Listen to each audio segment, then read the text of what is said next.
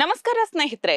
ಇತ್ತೀಚೆಗೆ ರಾಷ್ಟ್ರ ರಾಜಕಾರಣದಲ್ಲಿ ಒಂದು ದೊಡ್ಡ ವ್ಯಾಪಕ ಸಮರ ನಡೀತಾ ಇದೆ.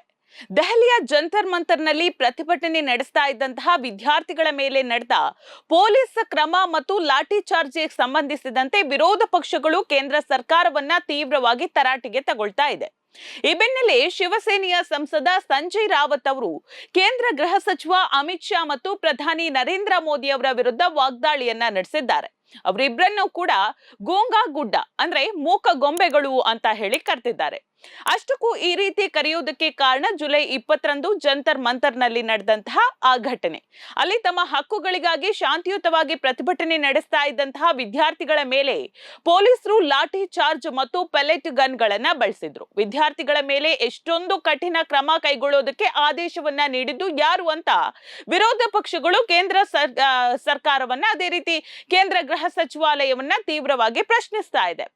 ಆದ್ರೆ ಈ ವಿಚಾರವಾಗಿ ಗೃಹ ಸಚಿವರಿಂದ ಯಾವುದೇ ರೀತಿಯಾದಂತಹ ಒಂದು ಸ್ಪಷ್ಟನೆ ಬಂದಿಲ್ಲ. ಹಾಗಾಗಿ ಈ ವಿಷಯದ ಕುರಿತು ಸುದ್ದಿಗೋಷ್ಠಿಯಲ್ಲಿ ಮಾತನಾಡಿದಂತಹ ಸಂಸದ ಸಂಜಯ್ ರಾವತ್, ಜಂತರ್ ಮಂತರ್ನಲ್ಲಿ ವಿದ್ಯಾರ್ಥಿಗಳ ಮೇಲೆ ದಾಳಿ ನಡೆಸೋದಕ್ಕೆ ಯಾರು ಆದೇಶ ನೀಡಿದ್ರು ಅಂತ ನಾವು ಪ್ರಶ್ನಿಸಿದ್ರೆ ಅಮಿತ್ ಶಾ ಅವರು ಸಂಪೂರ್ಣವಾಗಿ ಮೌನವಾಗಿದ್ದಾರೆ. ಯಾರು ಅನ್ನುವಂತಹ ಪ್ರಶ್ನೆಗೆ ಉತ್ತರಿಸದೆ ಮೌನವಾಗಿರ್ತಾರೋ ಅವರು ಗೂಂಗಾ ಗುಡ್ಡ ಅಂದ್ರೆ ಮೂಕ ಗೊಂಬೆ ಅಂತ ಹೇಳಿದ್ದಾರೆ. ಪ್ರಧಾನಿ ಮೋದಿ ಅವರು ಸಹ ಇದೇ ರೀತಿ ಮೌನ ವಹಿಸಿರೋದ್ರಿಂದ ಅವರು ಕೂಡ ಗೂಂಗಾ ಗುಡ್ಡವೇ ಅಂತ ಹೇಳಿ ಕಠಿಣ ಪದಗಳಲ್ಲಿ ವಾಗ್ದಾಳಿಯನ್ನ ನಡೆಸಿದ್ದಾರೆ ಸಂಜಯ್ ರಾವತ್. ಇಲ್ಲಿ ನಿಜವಾಗಿಯೂ ಈ ಗೂಂಗಿ ಗುಡಿಯ ಅಂದ್ರೆ ಮೂಕ ಗೊಂಬೆ ಎನ್ನುವಂತಹ ಪದದ ಚರ್ಚೆ ಆರಂಭವಾಗಿದ್ದು ಮಹಾರಾಷ್ಟ್ರದ ರಾಜಕೀಯದಲ್ಲಿ. ಮಹಾರಾಷ್ಟ್ರದ ಉಪಮುಖ್ಯಮಂತ್ರಿ ಸುನೀತಾ ಪವಾರ್ ಅವರ ಬಗ್ಗೆ ಕಾಂಗ್ರೆಸ್ ನಾಯಕರು ಗೂಂಗಿ ಗುಡಿಯ ಅಂತ ಟೀಕೆಯನ್ನ ಮಾಡಿದ್ದು. ಬೀಡ್ ಜಿಲ್ಲೆಯ ಕಾನೂನು ಸುವ್ಯವಸ್ಥೆಯ ಬಗ್ಗೆ ಮಾಧ್ಯಮಗಳು ಪ್ರಶ್ನಿಸಿದಾಗ ಸುನೀತಾ ಪವಾರ್ ಉತ್ತರಿಸದೆ ಮೌನವಾಗಿದ್ರು ಅನ್ನೋದು ಅವರ ಆರೋಪವಾಗಿತ್ತು. ಈ ಟೀಕೆಯ ಬಗ್ಗೆ ಮಾಧ್ಯಮದವರು ಸಂಜಯ್ ರಾವತ್ ಅವರ ಅಭಿಪ್ರಾಯವನ್ನ ಕೇಳಿದಂತಹ ಸಂದರ್ಭದಲ್ಲಿ ಅವರು ಅಮಿತ್ ಶಾ ಅವರ ಮೌನವನ್ನ ಎತ್ತಿ ತೋರಿಸಿ ಈ ರೀತಿಯಾದಂತಹ ಒಂದು ತಿರುಗೇಟನ್ನ ಕೊಟ್ಟಿದ್ದಾರೆ. ಕೊನೆಯದಾಗಿ ತಮ್ಮ ಮಾತನ್ನ ಸಮರ್ಥಿಸಿಕೊಂಡಂತಹ ಸಂಜಯ್ ರಾವತ್, ರಾಜಕೀಯದಲ್ಲಿದ್ದಾಗ ನಾಯಕರು ಟೀಕೆಗಳನ್ನ ಸ್ವೀಕರಿಸುವುದಕ್ಕೆ ಕಲಿಬೇಕು. ರಾಜಕೀಯದಲ್ಲಿ ಪ್ರಶ್ನೆಗಳಿಗೆ ಉತ್ತರಿಸದ ನಾಯಕರನ್ನ ಹೀಗೆ ಕರೆಯೋದು ಹೊಸದೇನಲ್ಲ.